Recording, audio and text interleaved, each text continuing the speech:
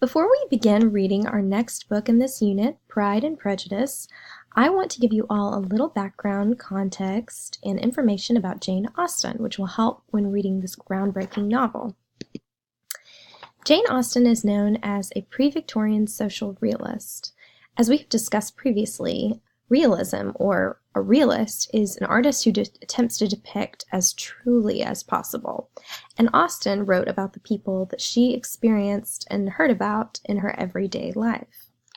Pre-Victorian just means that she wrote before the reign of Queen Victoria. She presented a stark contrast to the largely popular Gothic novels of the time, which were full of supernatural and horrific events. Austen even poked respectful fun at these works in her first novel, Northanger Abbey, when the main character lets her imagination run away with her while reading these sort of novels.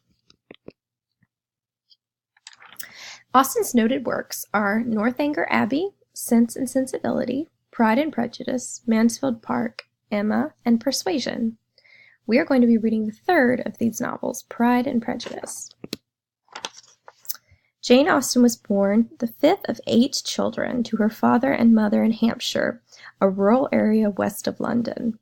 Her father was a clergyman with a modest income, and their family relied heavily on wealthy relatives for help and information about the fashionable goings-on in London and Bath, which she often wrote about.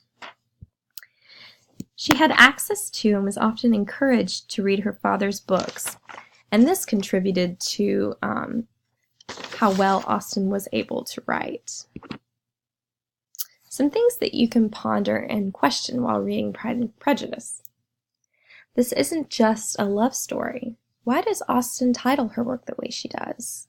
Who is prideful? Who is prejudiced? Think about realism. How does Austen write her characters truly? Or how does she not? What do you think? What are some themes or motifs in this novel, and why do you think she put them there? Why do you think this novel has maintained popularity among critics and readers since publication? What makes this such a pioneering novel for women of the time? Hope you enjoy this groundbreaking novel.